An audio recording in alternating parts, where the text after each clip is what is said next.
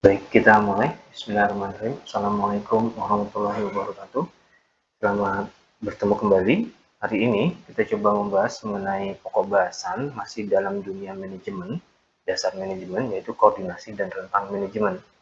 Nah, hari ini yang kita bahas masalah bagaimana pelaksanaan rentang manajemen dan koordinasi yang difungsikan untuk mencapai efektivitas dan efisiensi dari sebuah organisasi.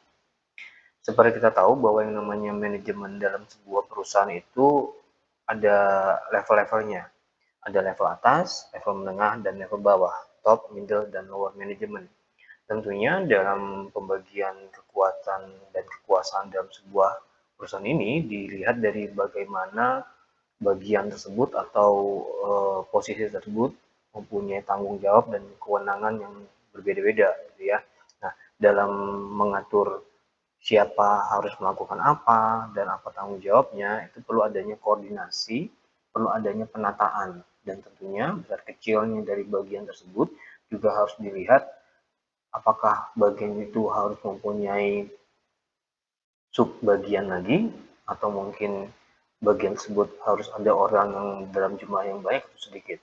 Nah, dalam hal ini yang kita bicarakan tadi itu menyangkut tentang koordinasi dan tentang manajemen.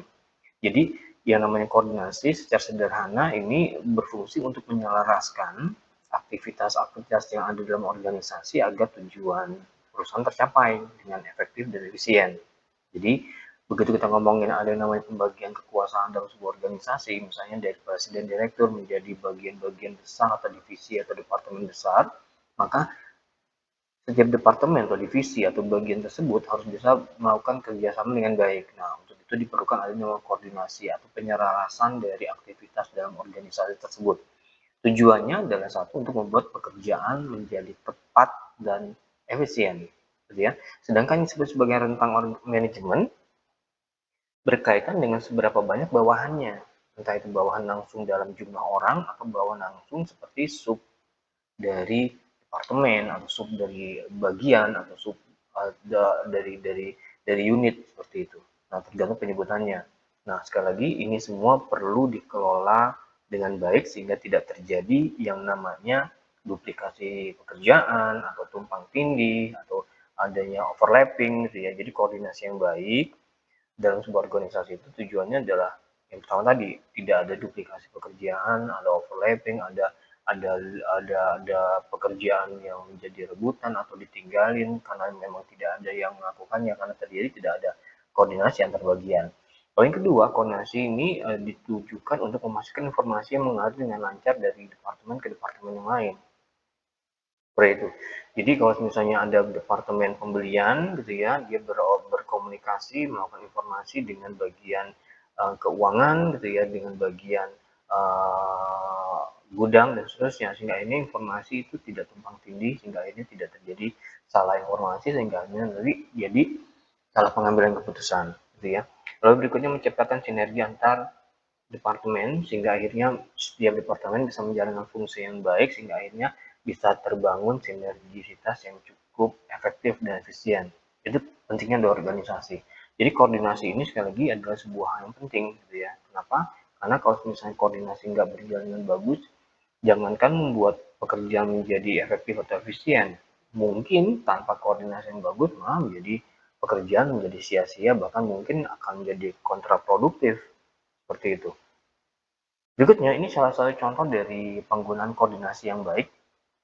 Jadi Google di sini menetapkan sistem koordinasi yang tinggi melalui tim-tim kecil yang mandiri.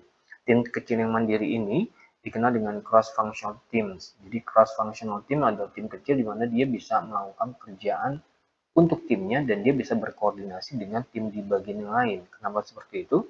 Karena anggota dari tim dari cross-functional teams ini terdiri dari berbagai disiplin ilmu dan mereka mengembangkan sebuah produk. Dan dalam mengembangkan sebuah produk, tiap tim tentunya kenal dengan bagian dari tim yang lain yang mungkin mungkin dengan disiplin ilmu yang sama gitu ya, sehingga akhirnya mereka bisa saling bertukar informasi gitu ya, karena saling dalam dunia yang sama, misalnya bagian marketing ketemu dengan temannya di bagian marketing yang lain walaupun di beda tim, mereka bisa berkoordinasi apa yang sudah dilakukan dan apa yang mau dilakukan, sehingga akhirnya bisa mempercepat adanya inovasi. Jadi produk yang dihasilkan ini tidak terjadi benturan antara tim satu dengan tim yang lain. Juga dalam pembuatan dari produk baru ini bisa meningkatkan kreativitas dan kolaborasi, karena bisa jadi kemampuan di satu tim akan menjadi bantuan di tim yang lain, bahkan mungkin kekurangan dari tim yang lain bisa ditutupi oleh tim yang lain. Ini adalah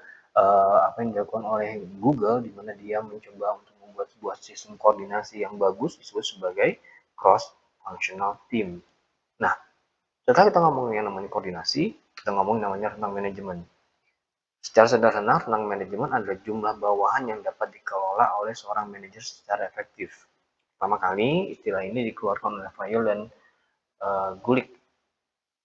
Rentang manajemen ideal sangat bergantung kepada berbagai faktor seperti kompleksitas tugas. Tentunya kalau makin kompleks, makin banyak juga orang yang harus ada di situ, gitu ya. Keterampilan bawahan, gitu ya.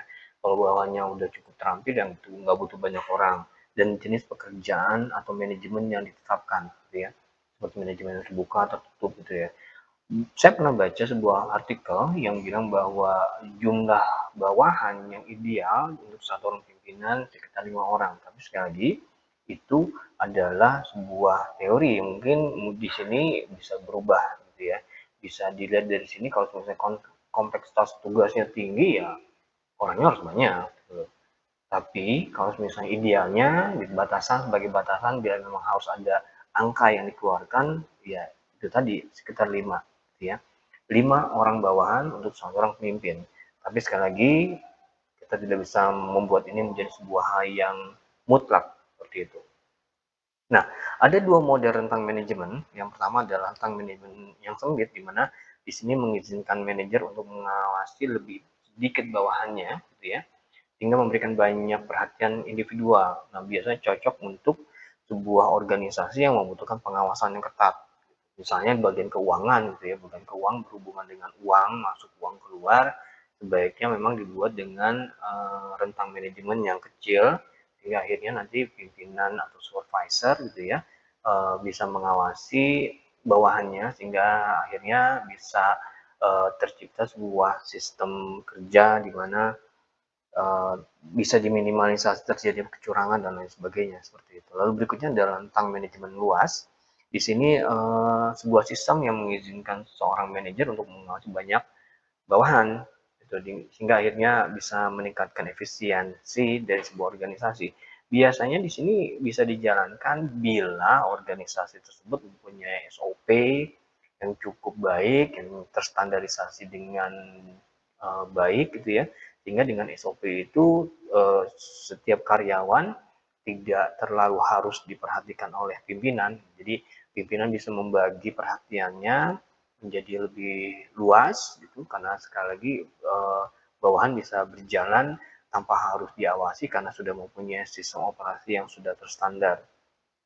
Nah, ada beberapa faktor yang mempengaruhi pemilihan rentang manajemen yang tadi itu. Yang pertama adalah bagaimana kompleksitas tugas, gitu. Semakin kompleks, membutuhkan pengawasan yang lebih detail lagi, gitu. Sehingga tadi kan kalau misalnya karyawannya menghadapi pekerjaan kompleks, tentunya orangnya juga perlu banyak, dan orang yang banyak ini sekali lagi membutuhkan banyak pengawasan. Tentunya sekali lagi bisa dilihat di sini, bila pekerjaan kompleks, maka dibutuhkan tim-tim kecil, unit-unit kecil yang melakukan pekerjaan antar satu unit dengan unit lain yang hampir bersamaan, tapi mempunyai kayak seperti kepala unit, gitu. Jadi dia mau mengawasi hanya sedikit orang, tapi mengerjakan pekerjaan yang detail, gitu ya. Lalu berikutnya, ini juga rentang kendali juga perlu diketahui, juga bergantung kepada keterampilan bawahan. Bawahan yang terampil dapat dikelola dengan rentang yang lebih luas. Ini sama seperti SOP tadi. Bila SOP sudah terstandar, maka bisa dilakukan dengan rentang yang luas, gitu ya.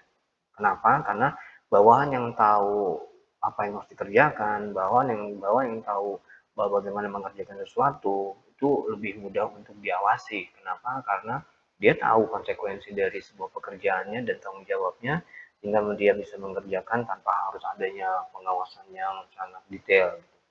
Berikutnya adalah bagus tidaknya rentang lebar, enggaknya rentang dari sebuah manajemen tergantung dari teknologi dan sistem informasi. Tentunya penggunaan teknologi yang canggih bisa meningkatkan efisiensi komunikasi sehingga pengawasan kepada bawahan menjadi lebih mudah. Seperti itu. Nah, ini semua adalah yang disebut sebagai koordinasi dan rentang manajemen. Mudah-mudahan ini bisa memberikan sedikit gambaran mengenai apa yang disebut sebagai rentang kendali, rentang manajemen, dan koordinasi. Sekali lagi, dua hal ini adalah hal yang penting, sehingga ini kita harus bisa menyikapi dengan cukup baik, di mana dalam ini bila manajemen menghadapi masalah dengan bawahannya, bisa terjadi karena mungkin tentang kendalinya kurang, tentang manajemennya terlalu sempit atau terlalu lebar gitu ya, atau mungkin sistem koordinasinya yang harus diperbaiki. Begitu aja dari saya dari pembahasan yang sederhana ini tentang koordinasi dan tentang kendali. Terima kasih atas waktu yang diberikan. Saya pamit. Selamat siang. Wassalamualaikum warahmatullahi wabarakatuh. Pamit semua. Terima kasih.